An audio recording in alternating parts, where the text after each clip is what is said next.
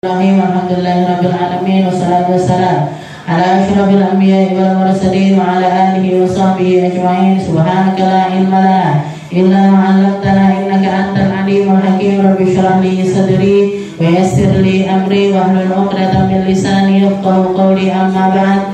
Alhamdulillah ala nikmatil Islam, alhamdulillah ala nikmatil iman, wa kafa biha min ni'mah. Alhamdulillah, segala puji bagi Allah Subhanahu wa ta'ala yang menjelaskan kepada kita tentang segala perkara yang akan membentengi kita di waktu kita yang sempit ini, di waktu kita yang pendek ini, di atas muka bumi ini. Kita diajarkan dan dituntun oleh Allah Subhanahu wa ta'ala untuk selalu berada di jalannya, untuk super hati-hati di dalam mendapatkan setiap perkara, entah itu perkara-perkara yang akan masuk ke dalam perut kita ataupun perkara-perkara yang akan kita muamalah dengannya dalam hal apapun juga, sebagaimana yang dikatakan oleh Nabi Muhammad SAW, izhad fid dunya yuhibbukallah. Berzuhudlah kamu di atas muka bumi ini, maka Allah Subhanahu wa ta'ala pasti akan mencintai engkau. Yang dimaksud dengan zuhud di sini apa? Memastikan perkara itu perkara yang benar-benar halal, setelah itu mengambilnya secukupnya dan mengambilnya hanya untuk Allah Subhanahu wa ta'ala. Itu yang namanya zuhud. Allah ta'ala itu mencintai hamba-hamba yang zuhud. Punya baju secukupnya, makan secukupnya, tidur secukupnya, pergi-pergi secukupnya semuanya. Katanya Nabi Muhammad, izhad fid dunya yuhibbukallah. Kalau kamu bisa hidup di atas muka bumi ini dengan penuh kezuhudan, pasti kamu dicintai oleh Allah Subhanahu wa ta'ala. Nah, kalau kita pikir kembali, nyapo awake dhewe iki kok enggak dicinta-cinta sama Allah ta'ala, kok enggak jadi wali-wali kita ini, wali murid terus sampean. Kok enggak jadi wali-wali ini kenapa? Kok enggak keramat-keramat ini nyapo? Dongo kok enggak makbul-makbul ini kira-kira karena apa? Karena sedikitnya zuhud yang mampu, yang bisa kita lakoni. Makan yo saenake, turu yo saenake, tuku klambi yo sak senenge, dolan Nabi Muhammad mengatakan izhad fid dunya yuhibbukallah. Kalau kamu bisa hidup di atas muka bumi ini dengan caranya para nabi-nabinya Allah, dengan jalannya para kekasih-kekasihnya Allah ta'ala, pasti Allah ta'ala itu akan cinta kepada dirimu. Kalau kamu tidak dicinta-cinta, kok istilahnya kelihatan panggah kurang, berarti memang kurang zuhudnya. Setelah itu ditambah lagi sama Nabi Muhammad SAW, wazhad bima fi aidin nas yuhibbukan nas. Zuhudlah kamu dengan apa yang ada di genggaman orang-orang akan cinta sama kamu. Orang-orang akan cinta kepada dirimu. Orang yang ndak jalukan mesti disenengi koncone. Nggih napa mboten? Jenengan seneng apa ndak duwe kanca? Amen urek-urek. Utang sesuk teko utang delok lemarine jenengan, milih jilbab sing iki, milih klambi sing iki, mara pawon milih panci iki, milih wajan iki. Engko ndelok lengo, milih sik ya lengone, milih sik ya berase, milih sik ya apa disilih, beras kok disilih. Ngene mboten. Jadi istilahnya katanya Nabi Muhammad, kalau kamu mau dicintai oleh orang-orang sekitarmu, izhad bima fi aidihim. Zuhudlah dengan apa yang ada di tangan mereka, zuhudlah dengan apa yang mereka miliki. Jangan kamu panjangkan pandanganmu dengan apa yang mereka miliki. Kalau kita namu ke rumahnya orang juga tidak perlu jelalatan. Cingkire merek opo, tablake merek opo, mejone tukune ngendi, pajangane pesen di mana. Tidak usah, Bu. Izhad bima fi aidin nas. Zuhudlah dengan apa yang ada di tangan manusia, pasti kamu akan dicintai sama manusia. Itu tak sebenarnya. Kalau kamu pengen bumi ini dengan secukupnya, dengan yang ada di tanganmu, dengan yang ada di genggamanmu, tanpa nyari-nyari lebih daripada itu. Tidak usah ngikuti tren-trennya manusia, tidak usah ngikuti jalan hidupnya manusia. Orang saiki modelnya alise ngene, melok ngene, alise ngene, melok ngene, alise ngene. Saya itu tadi guyu kepingkel-pingkel itu melihat scroll di Instagram. Apa di Instagram apa di mana? Pokoknya ada perempuan di luar sana, ada orang barat, ada orang barat, dia lahir itu tahun 70-an. Kalau 70-an kan berarti saumik saya, mungkin umurnya 50-an, 50 tahunan. Dulu di zaman itu tahun 80-an, tahun 90-an, itu yang ngetren itu alis tipis sekali. Jadi kalau dia kadung dicukur kabeh. Setiap mau keluar rumah gambar 30 menit. Sing kanan tok niku 30 menit, sing kiwa 30 menit. Setiap kali mau keluar rumah. Dilalah kok sekarang trennya ganti jadi tebel-tebel. Bingung kadung hilang alisnya, bingung alisnya kadung hilang. Akhirnya dia pergi ke tempat yang transplantasi niku, di transparansi apa pokoknya ngambil rambutnya belakang sini ditempelin di sini. Senang pertama apa namanya? Alis saya jadi tebel kayak orang-orang yang tren sekarang alisnya tebel. Masalah lagi, tukul. Jadi tiap hari ngedoi, tiap hari ngenek-nek, pagah 30 menit malian dia. Yang dipotongi, yang dijabuti, yang salah kabeh. Kenapa kok seperti itu? Karena ini orang-orang yang tidak punya prinsip. Dibawa ke sana yang lagi ngetren baju warna ini, ikut ke sana. Yang lagi ngetren ini make upnya ala Korea, melok carane Korea. Yang ngetren caranya wong Arab, melok carane wong Arab, melok carane wong India. Padahal kulitnya Asia. Dari kulitnya Asia, make up Korea. Minggu. Ya ini mukanya putih, lehernya hitam, tangannya kuning, merah, kuning, hijau, sembarang-barang akhirnya. Jadi apa adanya aja. Karena Allah Ta'ala izhad fid dunya, zuhud aja di dunia, jadi diri sendiri. Apa tidak boleh dandan? Berarti boleh, silahkan. Jenengan pakai lipstik silahkan, jenengan pakai bedak silahkan, jenengan macak silahkan. Tapi bukan untuk pamer, tapi bukan untuk manusia, tapi bukan untuk orang-orang sekitarmu, tapi untuk menyenangkan orang-orang yang menjadi jalan syurgamu menuju Allah Subhanahu Wa Ta'ala. Silahkan dandan di depan suaminya jenengan, silahkan dandan di depan anak-anaknya jenengan, silahkan mantes-mantesi pakaian ketika kondangan, silahkan, tidak apa-apa, tidak masalah. Tapi cari dari tempat yang halal, tidak perlu memaksakan segala hal, tidak perlu memaksakan segala hal. Mosok jilbabe kredit, alise kredit, wedake kredit, lipstike kredit, nyapong gitu. Nah ini yang dikatakan sama Nabi Muhammad SAW, Allah Ta'ala itu sudah ngasih kamu ketenangan, kamu sendiri yang bikin hatimu itu bergejolak. Hidup apa adanya. Ini yang dinamakan dengan zuhud. Izhad fid dunya yuhibbukallah, wazhad bima fi aidin nas yuhibbukan nas. Dan kalau kamu bisa ngempet, nggak mele, ya nggak ngambil, ya nggak minjem, ya nggak ngutang sama orang-orang yang ada di sekitarmu, pasti kamu akan menjadi orang yang dicintai sama orang sekitarmu. Kamu pasti akan dicintai oleh orang-orang yang ada di sekitarmu.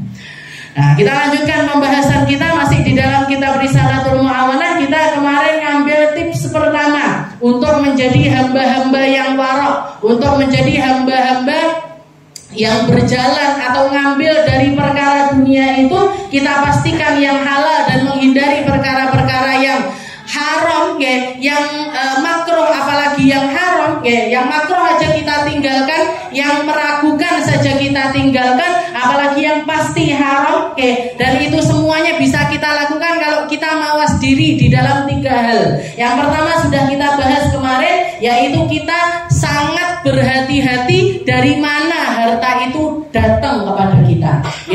Kalau datangnya lewat orang-orang yang kita percayai, suaminya kita, orang tua kita yang memang basic agamanya itu bagus, yang memang mereka itu hati-hati tentang halal haram pada kehidupan mereka, silahkan ambil dari mereka tanpa nanya apapun pun tidak apa-apa.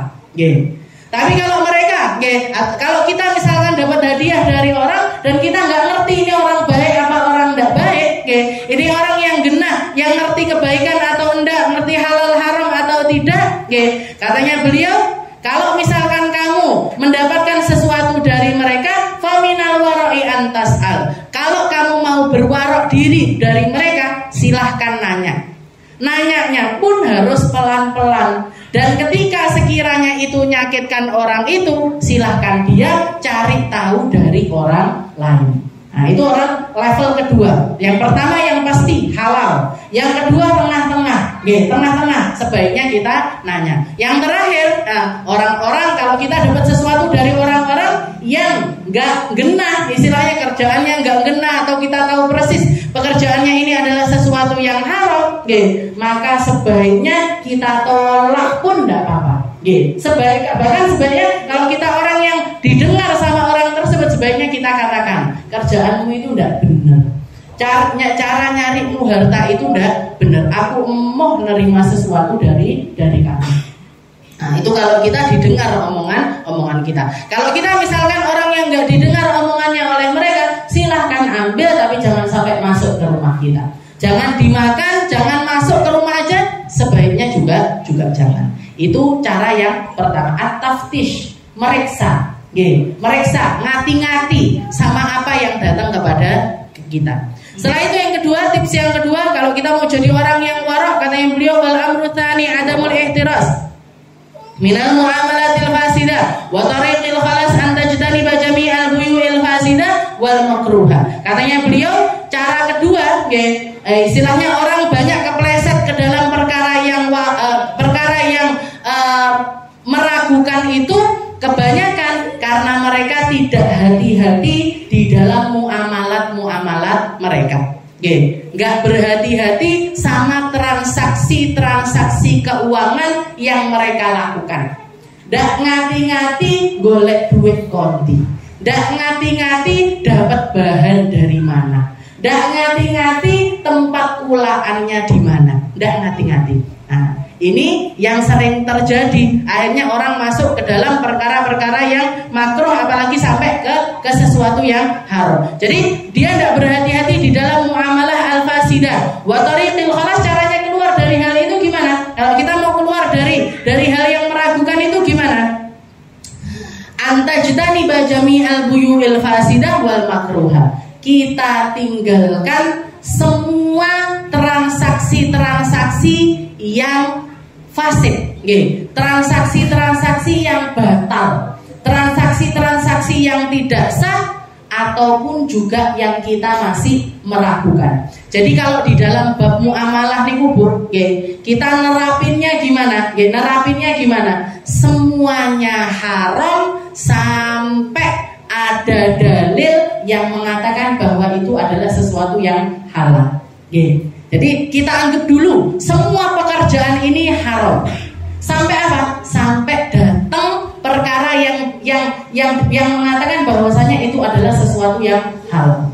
Dari mana kita tahunya? Ya, dari dalil-dalilnya para ulama. Kayak rekomendasinya para ulama kita. Para ulama mengatakan bahwa sesungguhnya pekerjaan terbaik di atas muka bumi ini, pekerjaan yang terbaik di atas muka bumi ini, semua pekerjaan min amalin yadi, yang keluar dari tangannya sendiri.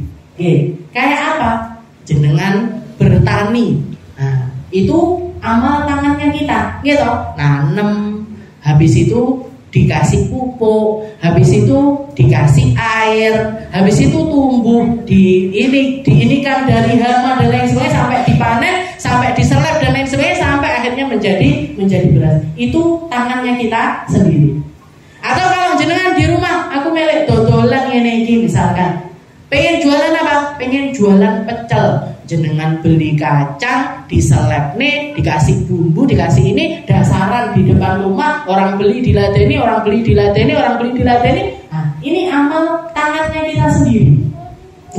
Amal yang dikatakan oleh para ulama tingkat tawakalnya paling tinggi. Kenapa? Karena bosnya Gusti Allah. Orang dagang, orang petani, orang beternak, niku bosnya sinten? Gusti Allah. Kadang sepi, kadang laris. Kadang kepayon akeh, kadang ndak blas. Jenengan dodolan es pas udah deres. Gitu. Tapi pas panas mendem-mendem habis, ambil lagi, habis lagi, ambil lagi, habis lagi. Bosnya Gusti Allah. Ini pekerjaan paling bagus. Pekerjaan paling bagus. Entah itu pakai modal atau modalnya itu pakai uang ataupun modalnya jasa sekalipun. Modalnya jasa sekalipun. Kayak gimana jasa itu kayak gimana? Ada orang datang, jenengan punya alat jahit, jenengan bisa jahit. Ada orang datang, aku jahitno jilbab, aku jahitno baju, aku jahitno celana. Berapa? Celana harganya 50.000, baju ongkosnya 20.000. Salah ya? Kualik harusnya lebih mahal baju ya. Baju 100.000 misalkan, celana 50.000, jilbab 20.000. Jenengan jahitnya dikasih uang sama mereka. Ini amal yang paling disukai sama Allah Subhanahu wa taala. Semua hal yang melibatkan Allah taala di dalam transaksi kita. Dan yang selain itu apa? Yang di bawahnya itu memangnya apa, Kak? Ya, mereka yang kerja kepada orang lain. Nah, mereka kebanyakan kayak karyawan-karyawan, maaf PNS atau abdi-abdi. Orang sekarang kan bangga sekali duwe mantu PNS, duwe seragam kayak ini dan lain sebagainya. Padahal bisa jadi mereka itu ketika kerja lek atine ndak ditoto sing apik. Kalau misalkan hati mereka ndak melibatkan Allah taala di dalam pekerjaannya, karena saking setiap bulan awal bulan digaji, awal bulan dapat gaji, akhirnya mereka nganggep bosku iki sing nekakne rezeki kepada saya. Bosku ini yang tukang bagikan, gaji ini dia yang menentukan saya makan atau tidak, yang menentukan anak saya SPP-nya kebayar atau tidak, yang menentukan saya beli baju atau tidak, yang menentukan saya punya rumah atau tidak, dia bos saya. Padahal Gusti Allah. Mereka adalah orang-orang yang nyampaikan titipan-titipan tersebut. Makanya lek imane ndak ditenani, maka seringkali berbelok semacam itu.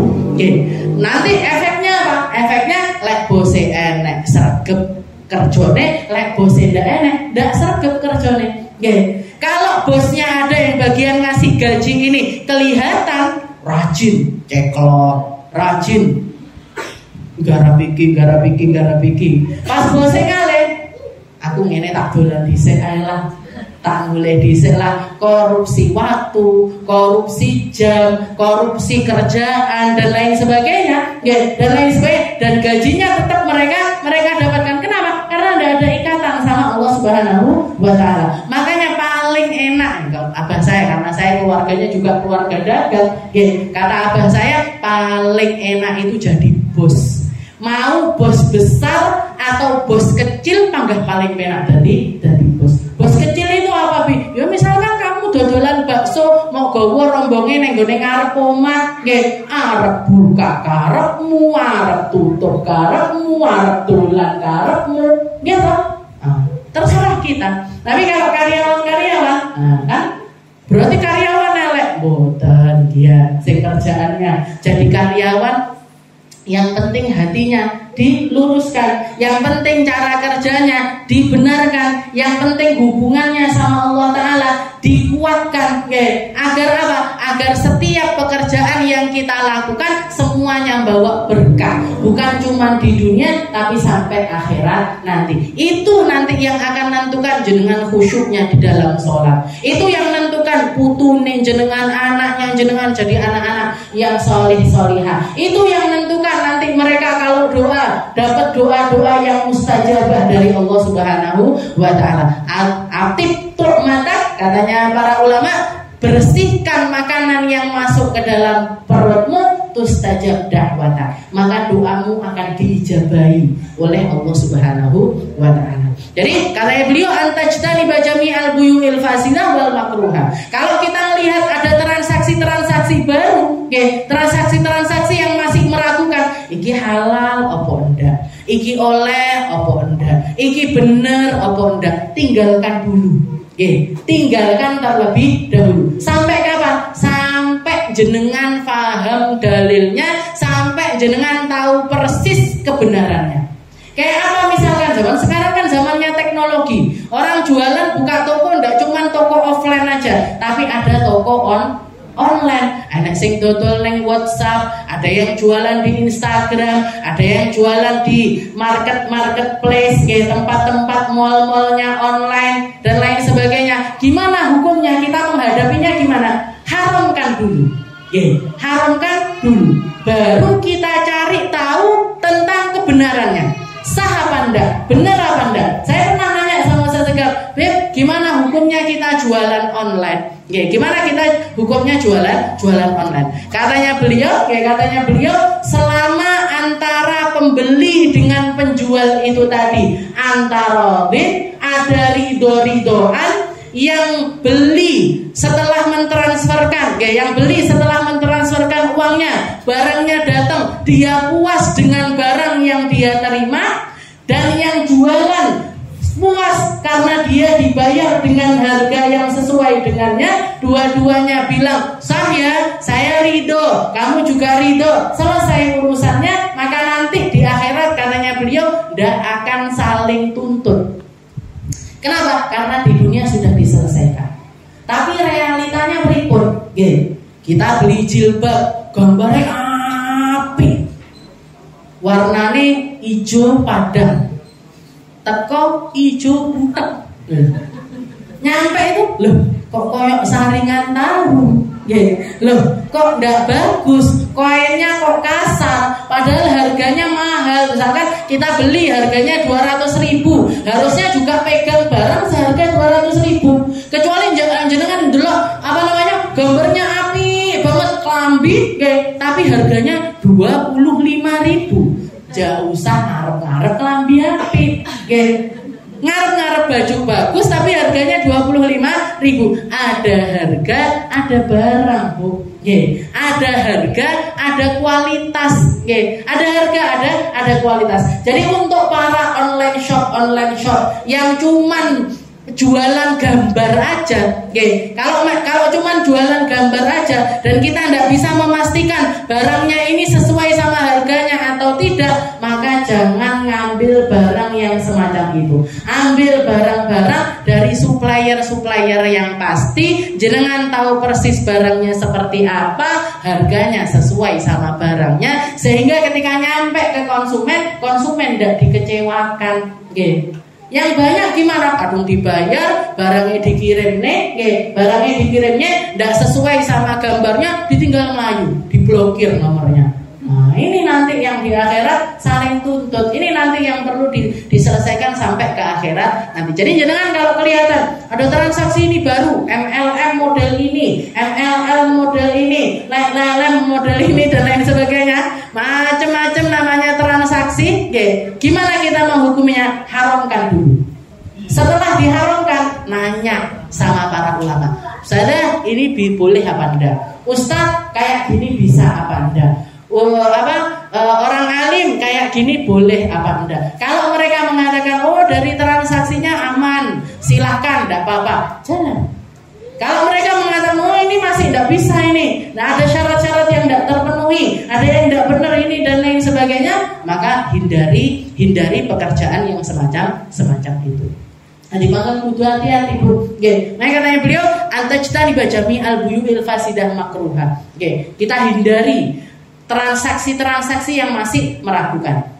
Kita ambil transaksi-transaksi yang pasti-pasti saja. Fala tabi wala tashtari illa bisighatin sahihah. Katanya beliau, jangan jual, jangan beli kecuali dengan sighah yang sahih, kecuali dengan ijab qabul yang benar.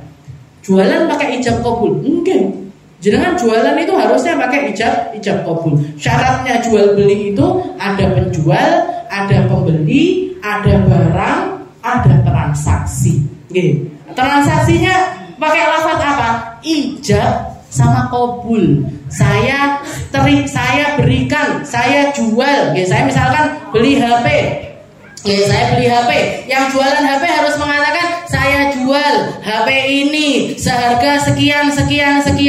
Oke, setelah itu yang nerima saya beli HP-nya dengan harga sekian transaksi.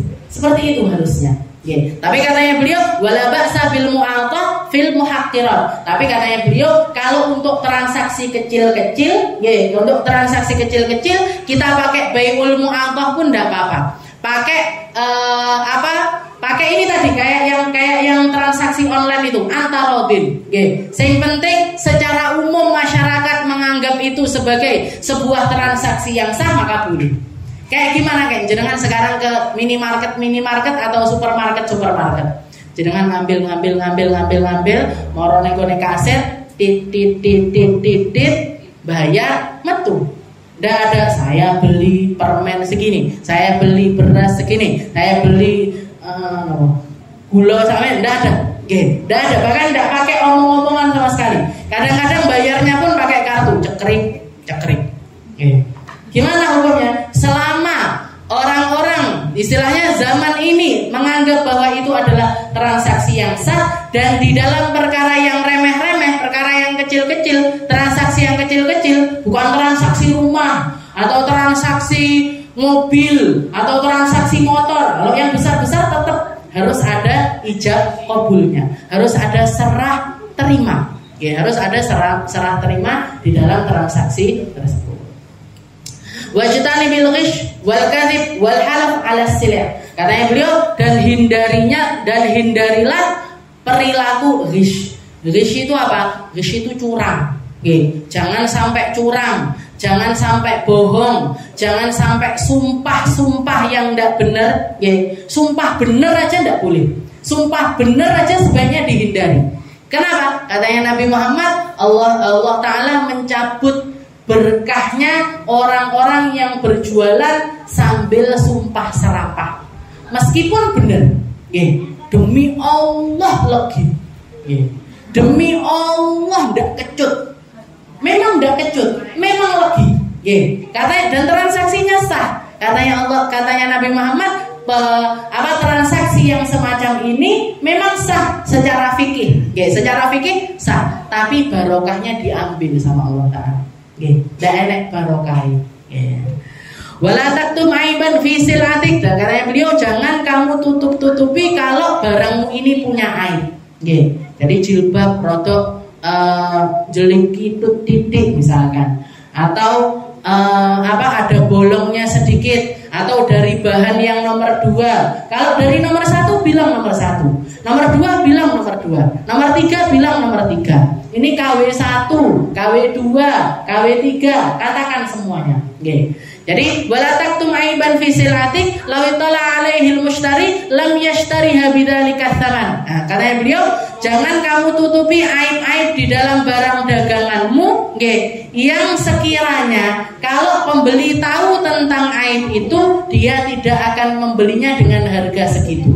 Dia tidak akan membelinya dengan harga segitu. Jadi misalkan jilbab harganya 100.000, tapi ada bolongnya. Ada bolongnya. Jangan tidak ngomong kalau itu bolong. Jangan cuma mengatakan, Bu, ini 100.000 harganya, tak diskon wes 95.000. Seneng apa tidak pembelinya? Seneng. Berkomah didelok yo, kancen yo bolong. Makanya didiskon 5.000 aku. Nah, gelap apa mboten? Gelap. Jadi katakan aja, Bu, ini harga 100.000, tapi karena ada lubangnya kecil di sini, tak diskon 95.000. Katanya ibunya, kurangilah kita 90.000. Ya udah 90.000 halal. Nah, baru berikan. Jadi istilahnya apa adanya. Jualan pun sesuai dengan harganya, sesuai dengan baik atau buruknya, sesuai dengan aib ataupun tidaknya barang yang sedang kita beli. Wa hadzal kullal hadri minal muamalatir riba fa innahu minal kabair qala Allah Ta'ala. Setelah itu beliau mengatakan dan hindari sejauh-jauhnya dari segala macam muamalah-muamalah yang terkandung riba di dalamnya. Nggih. Fa innahu minal kabair, karena itu termasuk dosa besar. Nabi Muhammad mengatakan, nggih, zina itu dosa besar. Nggih, zina itu dosa besar. Tapi riba, dosa terkecilnya dari riba adalah seperti seseorang yang berzina dengan ibu kandungnya sendiri. Nggih. Bukan zina, nggih, zina itu sudah dosa besar. Zina sama ibu kandungnya jauh lebih besar lagi. Nah, itu dosa terkecilnya riba itu seperti seseorang yang berzina dengan ibu kandungnya sendiri. Makanya orang-orang riba itu artinya bertumbuh. Riba, roba yarbu. Artinya, jadi kalau diartikan apa? Bertumbuh, sesuatu yang bertumbuh. Orang-orang kafir mengatakan, orang-orang di zamannya Nabi dulu mengatakan innamal bai'u mithlur riba. Oke. Apa bedanya antara jual beli sama riba? Sama-sama menguntungkan, sama-sama numbuhkan uang. Oke. Bedanya kalau riba, saya misalkan ngasih uang, oke, Bu Istiqomah misalkan utang sama saya. Berapa? Jangan utang sama saya 1 juta. Terus saya bilang sama Bu Istiqomah, Bu, 1 juta ini jenengan kembalikan sebulan lagi dengan nominal 1.100.000. Munda 100.000, gitu. Numbuh. Riba itu artinya numbuh. Katanya orang-orang kafir kan sama aja antara riba sama jual beli itu sama. Kita ketika jual beli harga ini HP misalkan harga 1 juta, kulangane 1 juta, saya jual dengan harga 1.100.000, kan sama, numbuh 100.000. HP-nya, uangnya 1 juta, dikulangane HP dapat 1, untung dijual untungnya 100.000, diutangkan sama orang dapat 1 bulan juga numbuh 100.000. Katanya orang-orang kafir sama aja. Innamal bai'u mithlur riba. Jual beli sama riba itu sama saja. Katanya Allah Ta'ala, wa ahallallahul bai'a wa harrama ar-riba. Tapi Allah Ta'ala mengharamkan riba dan hanya menghalalkan jual beli. Hanya menghalalkan jual beli, mengharamkan yang namanya riba. Kenapa kok diharamkan yang namanya riba ini? Karena efeknya luar biasa besar, Bu. Orang kalau sudah masuk transaksi riba, nurani itu koyok cepot, kayak ndak ada kasih-kasihnya sama orang. Kayak ndak ada mesak-nene sama orang lain. Pokoknya saya punya uang 1 juta, piye carane kudu dadi 2 juta. 2 juta piye carane dadi 3 juta. 3 juta piye carane dadi 4 juta. Saya mau berikan, tak bagikan ke orang-orang dengan mereka ngambil pinjaman dari saya. Nanti gimana caranya? Harus balik ini dalam keadaan bertumbuh. Tego, mukuli orang tega, ngambil haknya orang secara paksa tega, dan efeknya yang kaya makin kaya, yang miskin tambah miskin. Sekarang yang paling kaya siapa? Orang-orang yang punya bank-bank konvensional nih, Bu. Yang paling punya harta kaya. Lah gimana ndak kaya? Ada orang ngambil pinjaman misalkan 500 juta, nyairkan uang 500 juta dari situ. Sertifikat rumahnya diambil, disita. Padahal rumahnya ini harganya 1 miliar. 1 miliar. Orangnya ndak bisa bayar bunganya, ndak bisa nyicil. Cicilannya disita uangnya. Disita rumahnya. Berarti bisa 2 kali lipat. Dia cuma ngambil pinjaman 500.000, ini banknya untuk rumah seharga 1 miliar. Dalam kurun waktu berapa tahun? Sudahlah yang punya yang utang ini tadi harus bayar utangnya, nyicil 500 jutanya itu harus dicicil juga. Nyicili bunganya, nyicili bunganya bisa 5%, bisa 2%, ada bunga 2%. Pokoknya sakitu gitu, 2%, 5%, kadang sampai 10%. Bayari bunga iya, nyicil utangnya iya, omahe disita juga iya. Makanya perampok itu semuanya, Bu. Perampok semuanya yang bikin yang miskin tambah miskin itu karena hal-hal semacam itu. Orang sekarang nganggep kalau udah minjem bank kayak udah ndak iso kerja. Kayak kalau ndak minjem bank kayak ndak punya modal. Kalau ndak minjem bank kayak ndak ada celah untuk bisa berkembang usahanya. Padahal jadi di sini Allah Taala juga mengatakan di dalam Al-Qur'an dikatakan yamhaqullahu riba wa yurbis shadaqah. Orang-orang mengatakan yang bertumbuh itu uang dari riba, padahal harta riba itu akan selalu dibinasakan oleh Allah Subhanahu wa taala. Wa yurbis shadaqah, yang tumbuh tenanan itu kalau kita bersedekah. Jadi istilahnya jaminkan hartanya jenengan lewat sedekah. Ketika kita buka usaha, buka juga pintu sedekah. Kita jualan misalkan, jenengan jualan pecel misalkan, sehari ngelayani 50 porsi misalkan seperti itu. Sisihkan 5 porsi untuk jenengan sedekahkan. Jenengan buka usaha jualan soto, berapa porsi? 100 porsi. Sisihkan 10 mangkok untuk kita sedekahkan. Itu Bu nanti yang akan mengembangkan bisnisnya jenengan. Yamhaqullahu riba wa yurbis shadaqah. Bukan riba yang mengembangkan harta, tapi sedekah. Orang yang sedekah itu yang berkembang hartanya. Ini janjinya Allah Subhanahu wa taala. Ya, Allah Taala mengatakan ya ayyuhalladzina amanu taqu wa dharu ma baqiya minar riba in kuntum mu'minin fa illam taf'alu fa'adhanu biharbin minallahi wa rasulih. Katanya Allah Taala mengatakan wahai orang-orang yang beriman, ittaqullah, bertakwalah kalian kepada Allah Ta'ala, wadharu ma baqiya minar riba, dan bersihkan hartamu dari setiap transaksi riba. In kuntum mu'minin, kalau kamu orang-orang yang benar-benar beriman, fa illam taf'alu, kalau kamu tidak mau bersihkan hartamu dari riba, maka silahkan fa'dhanu biharbin minallahi wa rasulih. Berarti kamu sudah nantang perang sama Allah, nantang perang sama Rasulullah. Wa qad la'ana Rasulullah sallallahu alaihi wasallam akulur riba wa muwakiluhu wa katibuhu wa syahidu. Orang yang ada di dalam transaksi riba semuanya dilaknat sama Nabi Muhammad sallallahu alaihi wasallam. Yang ngasih pinjaman dilaknat, yang nulis pinjaman dilaknat, saksinya dilaknat, yang semuanya dilaknat. Kalau dia ada di dalam transaksi riba. Wa jumlatul qaul fil riba annahu yahrumu bai'un naqd bimithlihi kal fiddah wa bil fiddah wal mat'um bimithlihi kal hantah bil hantah illa mithlan bimithlin yadan biyadin. Ini jenis-jenisnya transaksi riba. Insyaallah kita lanjutkan di pertemuan selanjutnya. Kita bahas lebih detail tentang riba ini, karena zamannya sudah zaman yang penuh dengan riba, zamannya penuh dengan zaman yang seakan-akan kalau ndak ngambil pinjaman dari bank itu ndak bisa kerja, ndak bisa ngapa-ngapain, ndak bisa gerak dan lain sebagainya. Padahal itu semuanya adalah sesuatu yang sangat dimurkai oleh Allah Subhanahu wa taala. Mungkin kita semuanya diselamatkan, mungkin kita semuanya dikuatkan, mungkin kita semuanya dibisakan untuk membersihkan harta kita, untuk numpas riba-riba yang ada di rumah kita, yang ada di dalam harta kita, sehingga semuanya membawa berkah di dunia sampai ke akhirat nanti. Ala hadhihi niyyah wa ala niyatin salihah wa ila hadratin Nabi Muhammad sallallahu alaihi wasallam. Bismillahirrahmanirrahim.